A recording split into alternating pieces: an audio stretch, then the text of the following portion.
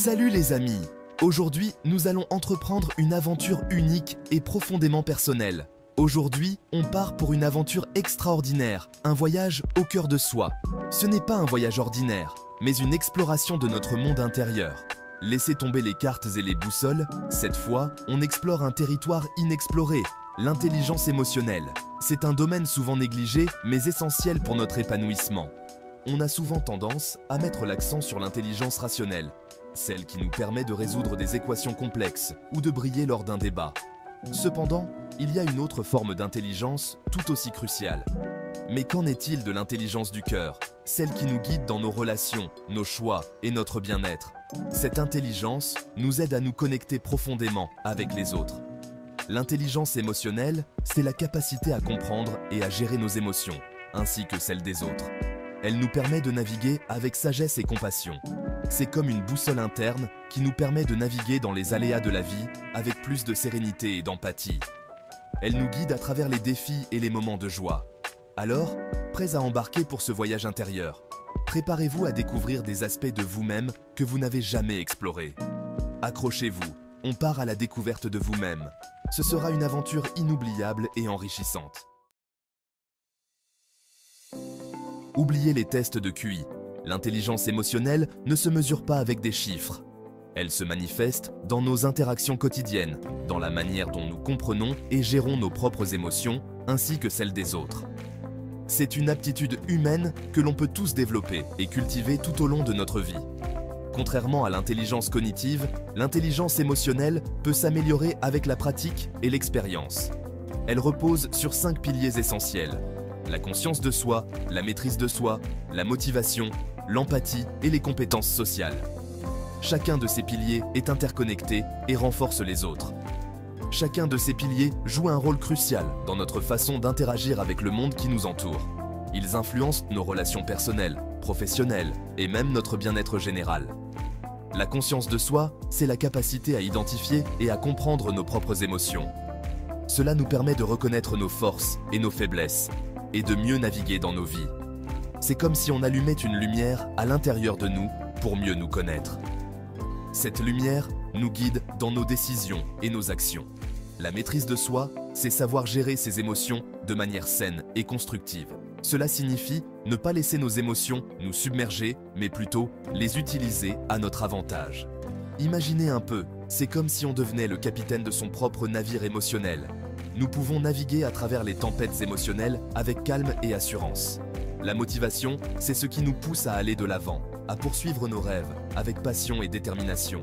Elle nous donne l'énergie nécessaire pour surmonter les obstacles et atteindre nos objectifs. C'est le moteur de notre vie. Sans motivation, il serait difficile de trouver la force de continuer dans les moments difficiles.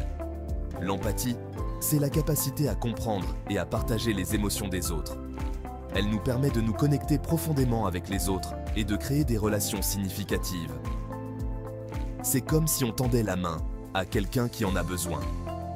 L'empathie nous rend plus humains et plus compatissants. Enfin, les compétences sociales, ce sont toutes ces petites choses qui nous permettent d'interagir avec les autres de manière positive et constructive. Elles incluent la communication, la coopération et la gestion des conflits. En développant ces compétences, nous pouvons améliorer notre qualité de vie et celle des personnes qui nous entourent. L'intelligence émotionnelle est une clé essentielle pour une vie épanouie et harmonieuse. Nos relations sont le reflet de notre monde intérieur. Plus on développe son intelligence émotionnelle, plus nos relations deviennent harmonieuses et épanouissantes. Imaginez un instant, vous êtes capable de comprendre vos propres émotions et celles de votre partenaire, vous savez communiquer avec clarté et bienveillance, vous êtes capable de gérer les conflits de manière constructive. Magique, non? L'intelligence émotionnelle, c'est la clé des relations saines et durables. Elle nous permet de tisser des liens authentiques, basés sur la confiance, le respect et la compréhension mutuelle. Que ce soit en amour, en amitié ou au travail, l'intelligence émotionnelle est un atout précieux pour construire des relations solides et épanouissantes.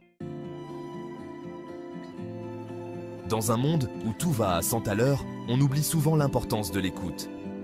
Nous sommes tellement pris par nos propres préoccupations que nous négligeons souvent les besoins émotionnels des autres. Pourtant, Savoir écouter avec attention et empathie est essentiel pour une communication émotionnelle réussie. Cela permet de créer des liens plus profonds et de renforcer les relations. L'écoute active, ce n'est pas simplement entendre les mots, c'est être pleinement présent à l'autre, lui accorder toute son attention et chercher à comprendre ses émotions. Cela signifie aussi être conscient de son langage corporel et de ses expressions faciales. C'est comme si on lui offrait un espace d'expression libre et bienveillant. Un espace où il se sent en sécurité pour partager ses pensées et ses sentiments sans crainte de jugement. Pour pratiquer l'écoute active, on peut utiliser des techniques simples. Regarder la personne dans les yeux, montrer de l'intérêt par des gestes et des expressions. Hocher la tête pour montrer qu'on écoute et poser des questions ouvertes pour encourager l'autre à s'exprimer davantage. Reformuler ce qu'elle vient de dire pour s'assurer qu'on a bien compris. Cela montre que l'on valorise ce que l'autre dit et que l'on souhaite vraiment comprendre son point de vue. L'écoute active, c'est un cadeau précieux que l'on peut offrir aux autres. C'est une compétence qui demande de la pratique, mais qui en vaut la peine. C'est une façon de leur montrer qu'ils comptent beaucoup pour nous et que leurs émotions sont importantes. En fin de compte, l'écoute active enrichit nos vies et celles des autres.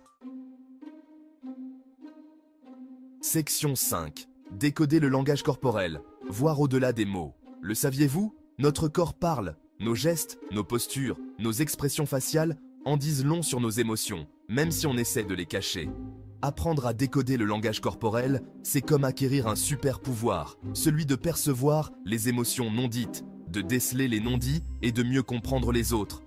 Un sourire crispé, un regard fuyant, des bras croisés, chaque geste est porteur d'un message. En prêtant attention au langage corporel, on peut mieux cerner les émotions des autres et adapter notre communication en conséquence. Section 6. La gestion du stress. Naviguer les tempêtes émotionnelles. Le stress fait partie intégrante de la vie. On ne peut pas l'éviter complètement, mais on peut apprendre à le gérer pour éviter qu'il ne nous submerge. La première étape pour gérer le stress, c'est de l'identifier. Quels sont les signes qui montrent que vous êtes stressé? Une fois que vous avez identifié vos propres signaux d'alarme, vous pouvez mettre en place des stratégies pour mieux gérer les situations stressantes. Il existe de nombreuses techniques de gestion du stress. La respiration profonde, la méditation, le sport, la musique. Trouvez ce qui vous convient le mieux et intégrez-le à votre quotidien. Section 7. Cultiver l'empathie, marcher dans les pas de l'autre. L'empathie, c'est la capacité à se mettre à la place de l'autre, à ressentir ce qu'il ressent. C'est comme si, l'espace d'un instant, on échangeait nos lunettes pour voir le monde à travers ses yeux.